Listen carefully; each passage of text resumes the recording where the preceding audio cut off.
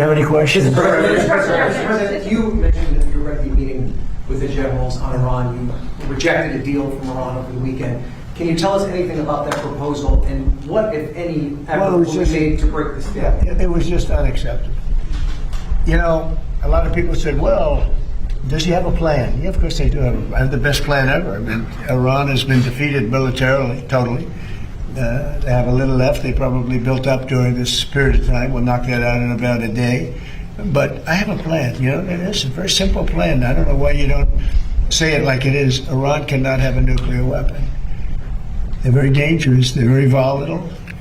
It's a terrible thing that's happened over there. They've killed 42,000 people in the last 2 months. 42,000. At least that's what we know of. 42,000 people. They killed numerous people over the last week, but they killed 42,000 people a month and a half ago. They were unarmed protesters, not at all violent protesters, and they started taking them out, shooting them. So we're not going to let them. That's the plan. You know, people say, what's the plan?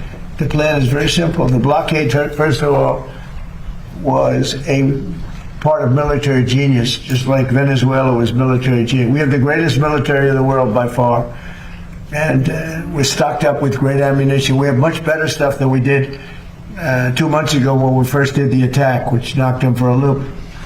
But very simple, Iran cannot have a nuclear weapon. Can't have it. And if they did have it, the Middle East would be gone, Israel would be gone, and they'd hit Europe probably next. We're doing the service to the world. And this has gone on for 47 years. Other presidents and leaders of other countries that have the power should have done it, but they didn't do it. But it's a very simple plan. Iran cannot have a nuclear weapon, and they won't have a nuclear weapon, and they didn't want to go that far. If you can believe it, they didn't. How stupid. Are they stupid people? They didn't want to believe it. They think that, well, I'll get tired of this, or I'll get bored, or I'll have some pressure, but there's no pressure. There's no pressure at all. We're going to have a complete victory. We've already, in theory, had a complete victory from the military standpoint. The military, look, their Navy is dead. They had 159 ships. Right now they have 0, other than little speedboats that go around that got taken out 8 a day by us. They have no Air Force.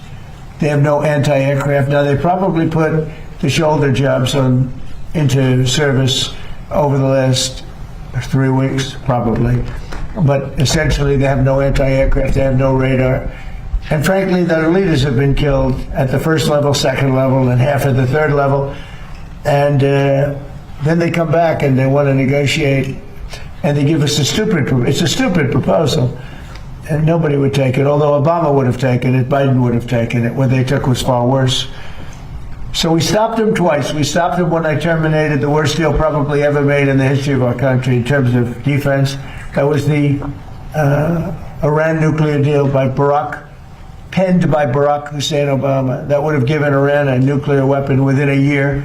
They would have had it years ago. I terminated that in my first term. And then when that beautiful plane right there hit them hard, we really hit them hard. And they told me, I want to just tell you this because they like to say, oh, well, maybe it wasn't that hard a hit. Iran told me very strongly, because they intend to give us the nuclear dust, as I call it. It's easier than talking about other terms because it's a term everyone knows. But the nuclear dust, which is what we hit, they told me, number one, you're getting it, but you're going to have to take it out because the site was so obliterated that there's only 1 or 2 countries in the world that could get it. It's so deep and got hit so hard that there's no way they have the equipment to move it. You and China are the only 2 countries in the world that could take it out. So we talked about it, and they said, you'll have to take it out because we don't have the capability of doing it. So for those people that like to say that those great pilots in those great planes, well, we just ordered 22 more of them, new and improved, that those great pilots didn't do their job. They did their job. At 1 o'clock in the morning with no moon, no light, no nothing, every single bomb hit its targets. And then, as you know, we shot some incredible things that nobody else has. Nobody has a military like we have. We shot the Tomahawks from a submarine 200 miles away, and that went on top of it. But every one of those, including the Tomahawks, every one of those weapons and shots hit perfectly. And they said to me, just to put it on the record, they said to me, there are only 2 countries in the entire world that could ever get that stuff out of there because we don't have the equipment and nobody else. They said China and the United States. So I just want to let you know those pilots did an unbelievable job, very dangerous job at 1 o'clock in the morning. Think of it, no moon, no nothing. We had no light, purposely. And every single one of those bombs were right down an air chute in a granite mountain that exploded. And they are unable to get it, even if they wanted to, but we're not going to take a chance, so that's part of the deal. So you said agreed to allow the removal of all their enriched uranium? Yeah. Well, they did it 2 days ago. They didn't, okay? They did 2 days ago. They said, you're going to have to take it. We were going to go with them, but they changed their mind because they didn't put it in the paper. So when they sent us this document that we waited 4 days for, that should have taken 10 minutes to do, look, very simple. We get that. They guarantee no nuclear weapons for a very long period of time, and a couple of other minor things, but they just can't get there. So they agree with us, and then they take it back. But they said to us that it was so badly obliterated, it was the word they actually used, that was my original word, that it got challenged by some of the fake news. And it wasn't challenged with any knowledge, it was just challenged like they were hoping that this wouldn't have been so successful. No, it was obliterated. We have the greatest military in the world. I built it largely in my first term, and I didn't know I'd be using it quite this much in my second term. But very simply, when they say, does he have a plan? Yeah, I have a plan. The plan is very simple. You know, in war you have to change, you have to be flexible, you have a lot of plans, but you have to do different plans in different days. But I have a great plan. But the plan is they cannot have a nuclear weapon. And they didn't say that in their letter. Mr. President, the leadership changes that you've talked about in Iran, is this still a leadership that you believe you can negotiate with and ultimately reach a peace deal with? Well, you have 2. You have the moderates and you have the lunatics. And I think the moderates are more respected. The lunatics want to fight till the end. You know, it'll be a very quick fight. But I call them. You have, just like our country, we have lunatics too. I call them lunatics. I call them stupid people too. But in Iran, they have the moderates and dying to make a deal, and then you have the lunatics, and I guess they're a little bit afraid of the lunatics. But and why not? The level of ferocity for protest. You know, the people are watching it. They want to go out on the streets. They have no weapons. They have no guns. We thought the Kurds were going to give us weapons, but the Kurds disappointed us. The Kurds take. They have a great reputation in Congress. Congress says, oh, they fight so hard. No, they fight hard when they get paid. So I'm very disappointed in the Kurds, but they were given. I said it wasn't going to work, by the way. I just have to say it. I disagreed with what they did. They gave it. I said, they'll never get there. And I was right. I like to be right. In this case, too bad, but we sent some guns with ammunition, and they were supposed to be delivered, but they kept it. I said they're going to keep it, but what do I know? I've only been doing this a short period of time. What do I know? For the time being, the ceasefire remains in place? What? For the time being, the ceasefire remains in place? You know, it's unbelievably weak. I would say. I would call it the weakest right now. After reading that piece of garbage they sent us, I didn't even finish reading it. They said, I'm not going to waste my time reading it. I would say it's one of the weakest right now. It's on life support. They understand these are all medical people. Dr. Oz, life support is not a good thing. Do you agree? Bad prognostic. I would say the ceasefire is on massive life support, where the doctor walks in and says, sir, your loved one has approximately a 1% chance of living. Yeah. Mr. President. Daniel, go ahead. Yep. One of the best reporters in Washington. Thank you, sir. Dr. Oz referenced this a little early. 2 questions on healthcare, if I can. The Council of Economic Advisors released a report saying that the most favored nation drug deals will generate about $529 billion in domestic savings over the next 10 years across all markets. How transformative Are these and deals? makes people better. Yeah, it does. How transformative are these deals for millions of Americans? And do you believe that the most favored nation drug deals are the Republicans' golden ticket to the midterms? I think the Republicans should walk away with the midterms. Now, typically, whoever is president, they vote the other way. Nobody knows this. Do we have a psychiatrist in the group? Nobody knows what, because I think we've had the best president. A lot of people have said, even some radical left lunatics have said that we've had the best presidency, the best first year of any president. Look, I stopped 8 wars, got the largest tax cuts in history, the largest regulation cuts in history, all the things we've done, so many, like all of this that we've done. Medically, we've done so much. We did a thing called Right to Try in my first, and I could never understand it when I was a civilian, which wasn't so long ago. I haven't been doing it that long, but I always used to marvel at the fact that if they had a great drug and it had to go through the FDA, and the FDA guarded it and said you can't use it, and if a person was terminally ill and the drug was showing great promise, the person's terminally ill, they wouldn't give it to the person because they didn't want to hurt the person. And I said, well, we need something on that. And it was very important to me. And I had no idea it would be so hard to get, but we got it in total. We got it in full. It's called Right to Try. That if you're terminally ill, you have the right to try a drug that has not gone even anywhere near final. If it shows even a little promise. And we've saved thousands of lives. It was very hard to get because the insurance companies didn't want it, the doctors didn't want it, because the doctors didn't want to be blamed. The drug companies didn't want it, because if it didn't work, they didn't want it on their record. So what we did is we said, we're not going to count it on your record. If somebody's terminally ill and they take the drug, it doesn't work, we're not going to count it on your record. We'll have another record, a little smaller one that not a lot of people look at, but we're not going to count it on your record. So Right to Try has been one of the great successes. Again, nobody talks about it. We've saved thousands of lives on us, but you know what is maybe even more important? We've learned very quickly that some drugs work and some drugs don't. In other words, some drugs take a person who's terminally ill, and there are numerous cases, and without waiting 7 years, 10 years, by the way, we think we've cut it in half, but you do need a period of time. Without waiting many, many years, we know the drug works because we've taken people that were dead. We had a person given the last rites, God, the kids are crying, and started them on this drug, and the person became better. It works, and some don't work. But you learn really fast. It's called the ultimate test, I think, right? They test all these things. They use animals all over the place. They use everything to test. The person's going to die. So if they didn't want it because they didn't want to be sued for, the drug companies didn't want to be sued if it didn't work. The country didn't want to be sued.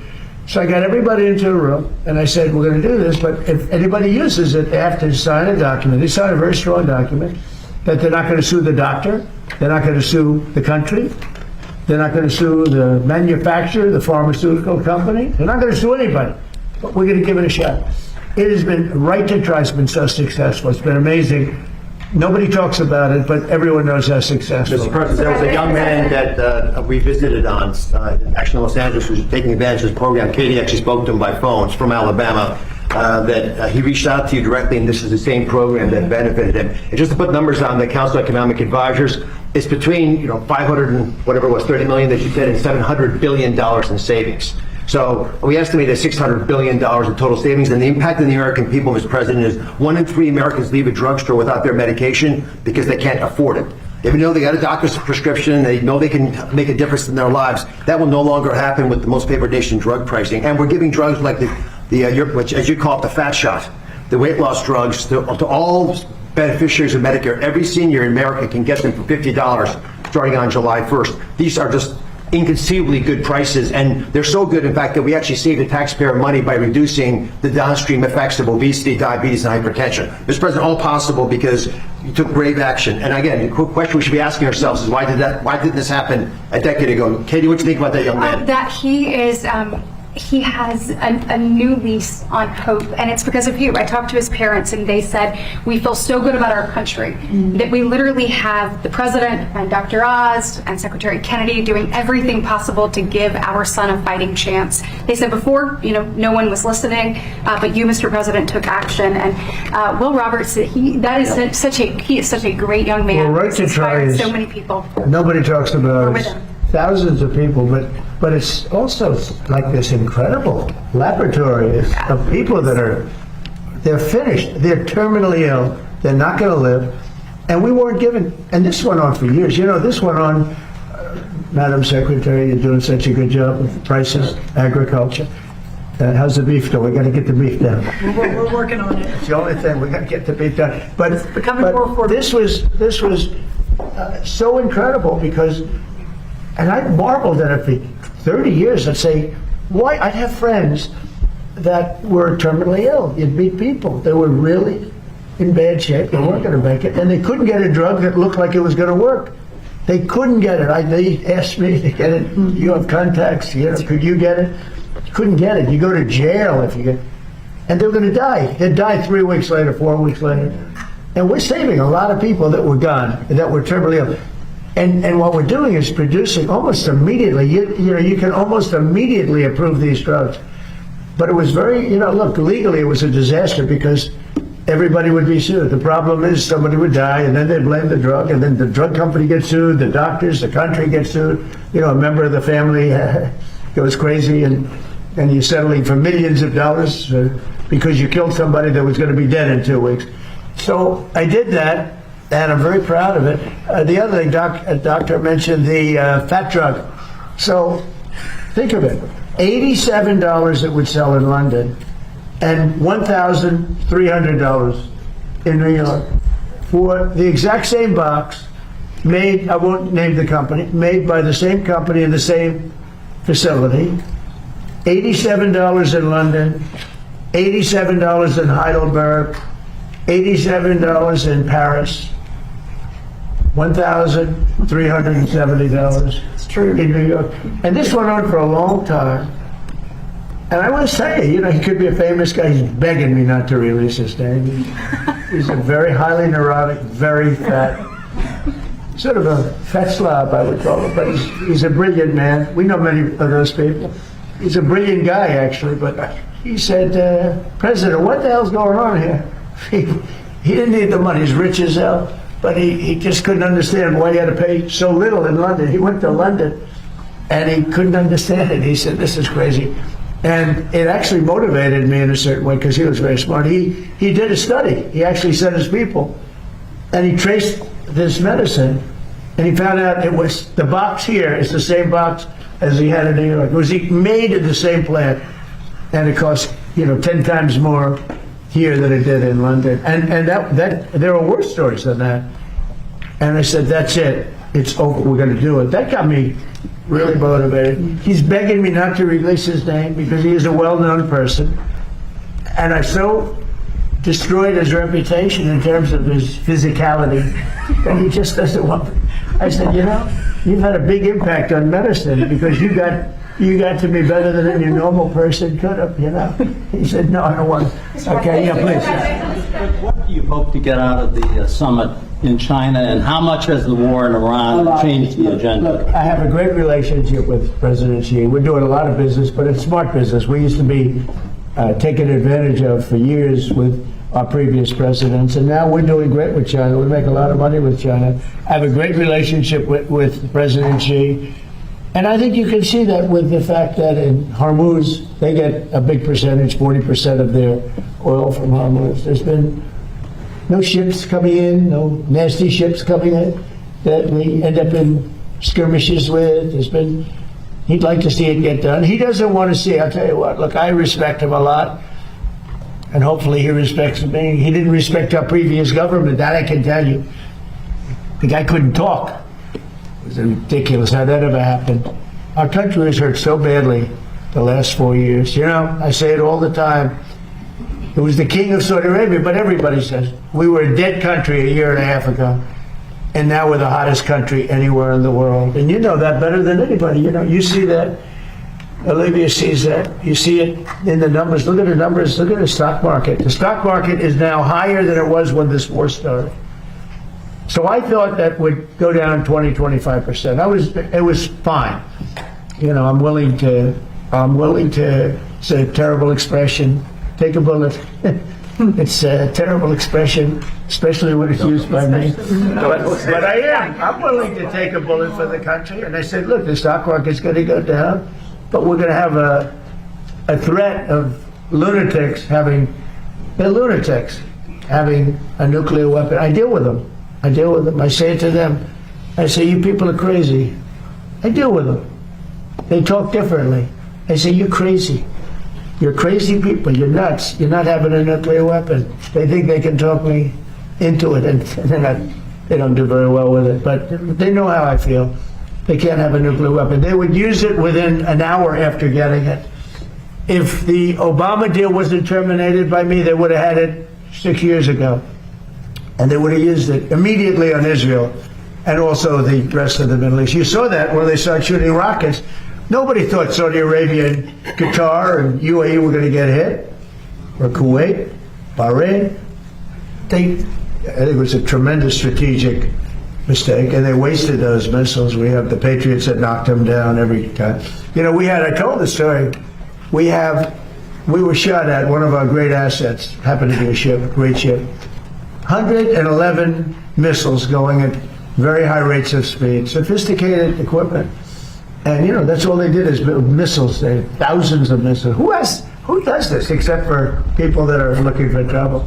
We had 111 shot at one of our ships over a very short period of time. Out of 111 missiles going at 3,000 miles an hour, all 111 missiles were knocked down into the ocean long prior to arriving at the target. And the coolest guys are the guys that do this. You know, they're not brawn, they're brain. They sit there, missile shot. You got to see it happening. Missiles coming. They got like about 13 seconds to make a decision. It's not like, gee, let's figure it out. They make a wrong calculation. You know, you lose a lot of men, and a lot of $1 billion times 10 ships. So. But there's a level of coolness that missile shot meant they'd look, ba, ba, ba, ba, ba, ba, ba, and you know, they're going, heading 47 degrees north, 1,300 feet, going 3,000 miles an hour. Okay, we have it in our sight. Fire, boom. 10 seconds left.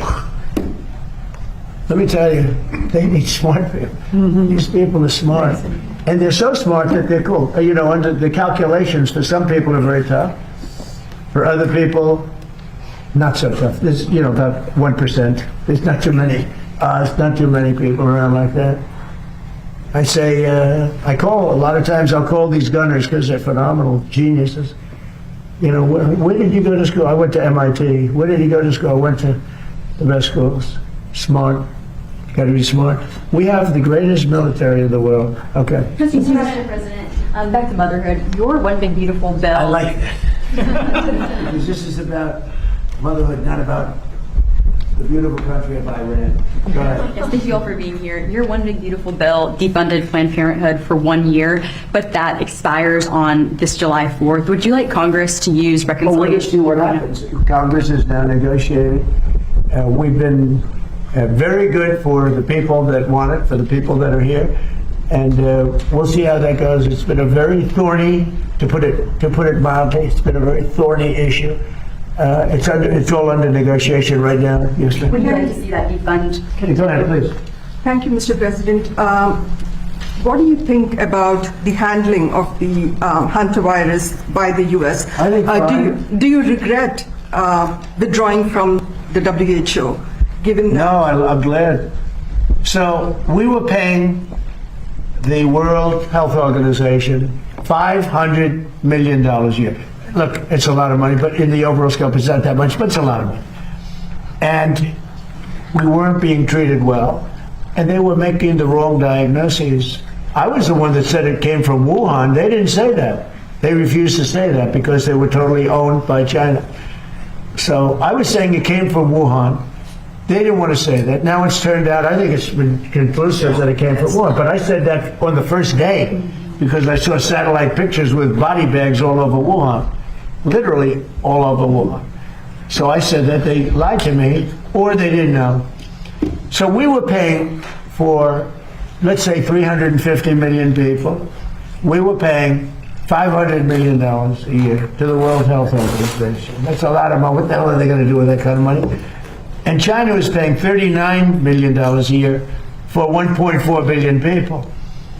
So I said, you know, you got your story wrong because we should be paying about $10 million, not $500 million. And they were willing to negotiate, but it was so popular when I pulled out. They gave us all the wrong information. On COVID, they were totally wrong.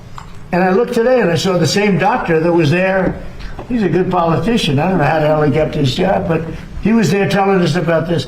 Now, the one thing with this one is that it's much harder to catch. And we've had it for a long, it's been around for a long time. People are very familiar with it. So, you know, I hope it's fine. All I can do is everything that a president can do, which is actually somewhat limited. But it seems like it is not easy to spread. In fact, it's in certain ways very hard to spread.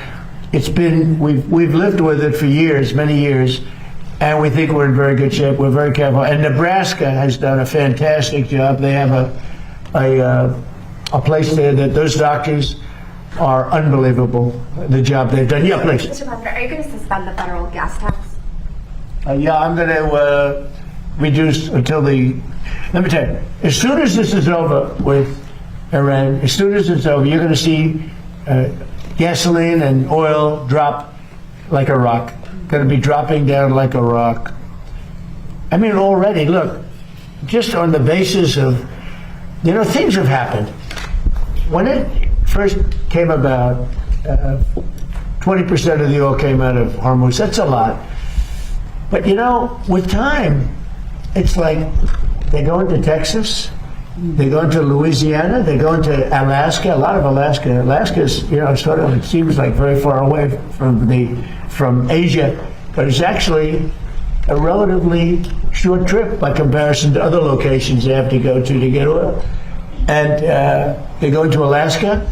In fact, our big problem is we're building bigger docking, to fill up. But we have, we've become very big on the filling station. We're a big filling station.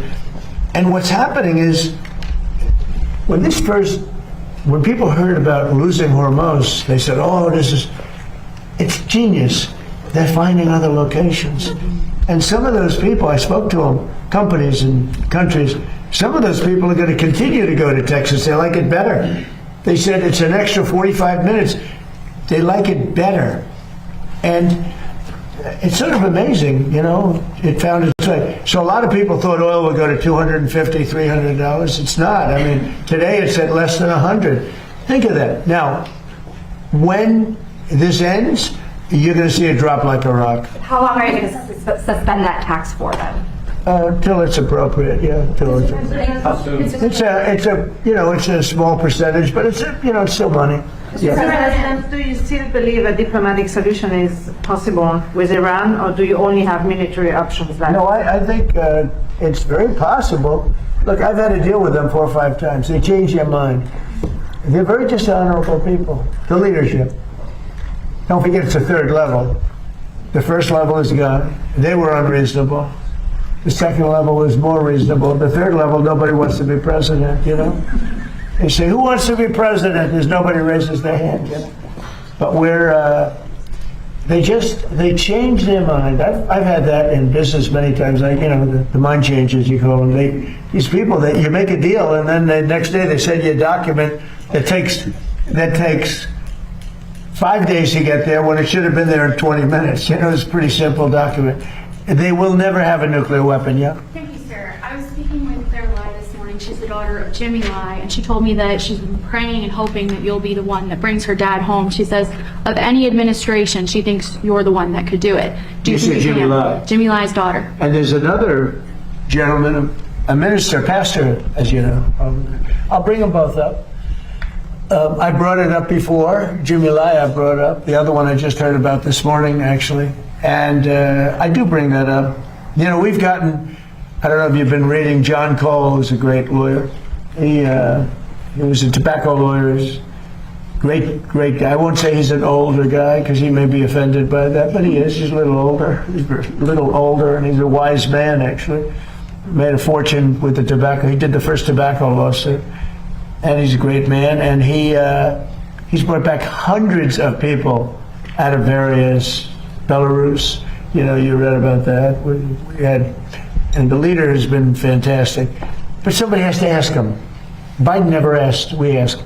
And we're getting hundreds of people out of confinement and prisons that shouldn't be there, and hundreds, and many of them aren't even citizens of the United States. They're people that have been captured in some form, ministers, and people that are really innocent people, and they're being held captive.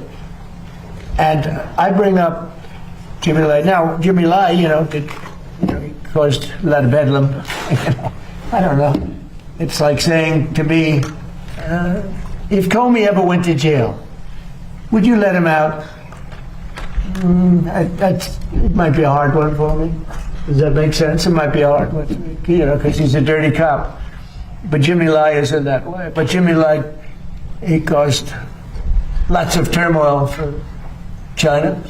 He tried to do the right thing. He wasn't successful, went to jail, and people would like him out, and I'd like to see him get out too. So I'll bring him up again. I have brought him up. There's another gentleman, a pastor, as you know, with a beautiful daughter and son-in-law that would like to see him get out. I'm going to bring his name up. Mr. President, what about Taiwan? Do you expect Taiwan to come up in your negotiations? Yeah, it always comes up. It always comes up. It's. I used to say Ukraine would. 4 years you never even heard the word Ukraine. It was never going to happen. And it was handled so badly, Ukraine should have never come up. They lost last month 25,000 soldiers, both sides. 25,000. They're losing on average 25,000 soldiers. It's like a meat grinder. It's horrible what's happening. That would have never happened had the election not been rigged. That would have never happened. And Putin and I would talk about it, but there was never he would have never done it. Taiwan, I equate it a little bit to that. If you have the right president, I don't think it'll happen. I think we'll be fine. I have a very good relationship with President Xi, so I don't want that to happen. Very far away, very, very far away. We're just at 9,500 miles. We're 9,500 miles. He's 67 miles. It's a little bit of a difference, but there's a lot of support for Taiwan from Japan and from countries from that area. Do you think we should still be selling them weapons? The United States should Well, I'm going to have that weapons. discussion with President Xi. President Xi would like us not to, and I'll have that discussion. That's one of the many things I'll be talking about. We'll have he and I have gotten along well. Other than with COVID, I was not. I was just not accepting of what happened with COVID. But other than that, he and I have had. He's a great gentleman. I find him to be an amazing man. And when I say that, the press always says, "Oh, that's terrible that he called him." He runs 1.4 billion people with a pretty iron fist. He loves his country. I can tell you that, President Xi. I look forward to being there. And if he felt anything, we wouldn't be doing it. But a lot of good things can happen. Now, we'll be talking about. He'll bring up Taiwan. I think more than I will. But I think that. A discussion will be a little bit about energy and about the very beautiful country of Iran. Mr. President. And by the way, Iran is a beautiful country, but it's got people running it now that shouldn't be there, perhaps. Yeah. Mr. President, just a couple questions. Outside of these amazing benefits from employers for IVF, there are a lot of women out there who either they work part-time or they self-pay for health insurance. Is there an option for cheaper IVF for those women? And what would you like to know? For IVF, bring it down to the cost that's associated I don't know. with... Olivia, could you answer that question, please? We're trying to We're make... putting her through a little training here, Tom. See whether or not she's got it. I have no doubt she does. Go ahead. Just a softball from the president. At Healthy Moms, Healthy Babies America. Let's give this one to Olivia. We are focused on making America the safest and best place to have a baby.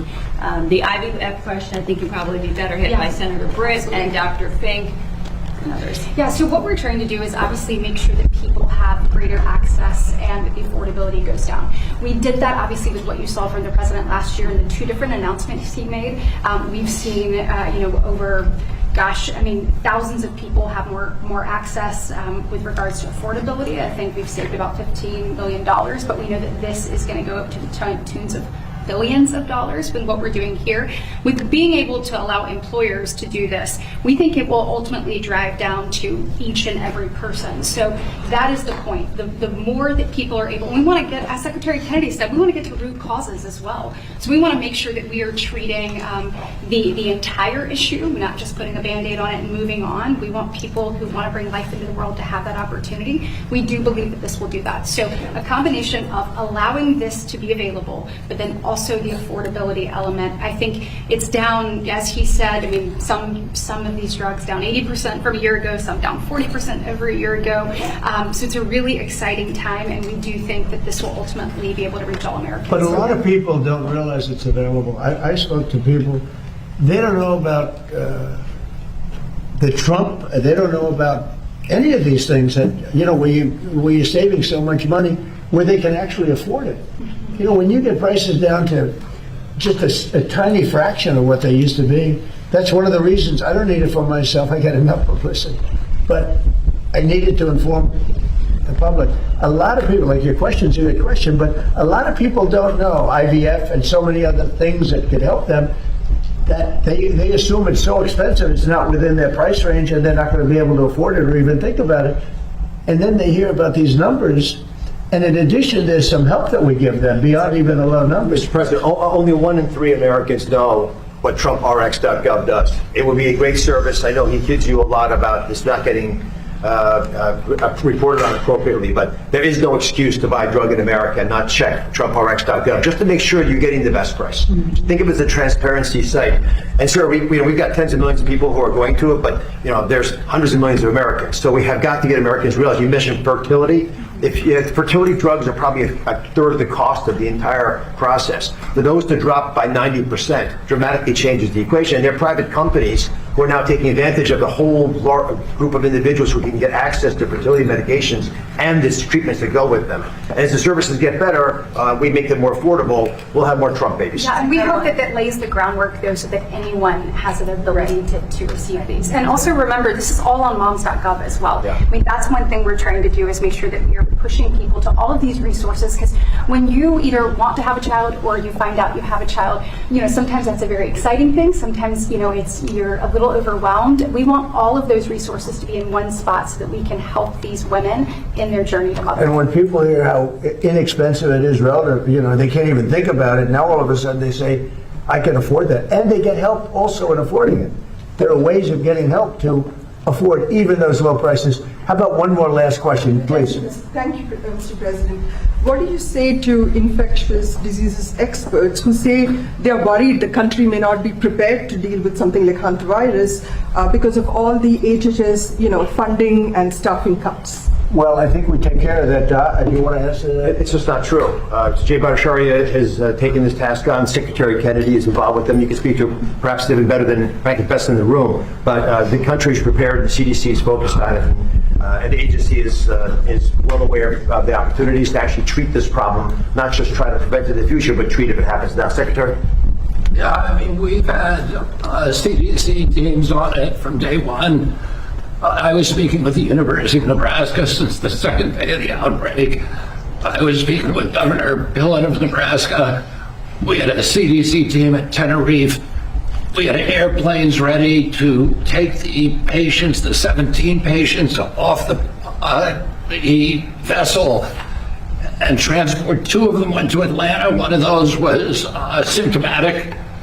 They're in a biocontainment lab in Atlanta. The other 16 are now in Nebraska. One of them is symptomatic. He is in the biocontainment lab. The other ones are being tested and supervised and given plans for going home. we have this under control and we're not worried about it. But the CDC took 4 days after the WHO issued its, alert. Why was it? Why did it take the US 4 days to issue an alert? It's not true. As soon as we determined that the virus was out there, we issued an alert. The alert means nothing. They acted very quickly. I saw the alert. Give me a break. They acted very quickly, and it looks like, and can't bet anybody's life on it, but it looks like it's just a disease that we've had around in a very small way for a long time. Not a good one to catch because, it's a very severe disease if you catch it, but it's very hard to catch. Daniel, did you have a question? One last one. Senator Britt mentioned the website moms.gov. One of the policies that's on there are the Trump accounts, right? They're getting ready to go live this summer. When you speak to young parents, this is one of the policies they repeatedly bring up about how impactful it will be for them. Can you just talk about why Americans need to know about this and how important it is for younger parents to give their kids a head start? So we've done more for young parents. I guess it's the way you could say it. It's a great, beautiful term. But we've done more for young parents than any administration ever in history, and we're going to continue to do so. This is, look at the people up here. They're all like brilliant. I'm one of the young ones, I'm a similar age to all of you. Very similar. I feel the same as them. I actually feel worse. I don't know what this is. I feel the same as I did 50 years ago. Yeah. It's crazy. Someday there'll be a day when that won't happen. I'll let Bobby and Oz know. It's not quite the same, but I feel literally the same. I don't know why. It's not because I eat the best foods. Maybe they are the best foods. Who knows what the best foods are? Maybe junk food is good and the other food is no good. I know people that eat the best food. They go to a restaurant. They have celery, and I don't want. And I'll have steak and everything else. And I say, "How you doing?" Well, it's over for me at a young age. And all they do is watch it. I know many people that all they do is watch their weight, their this, their that, and they kick the bucket, and here we are. I feel great. Thank you, Daniel. Thank you very much, everybody.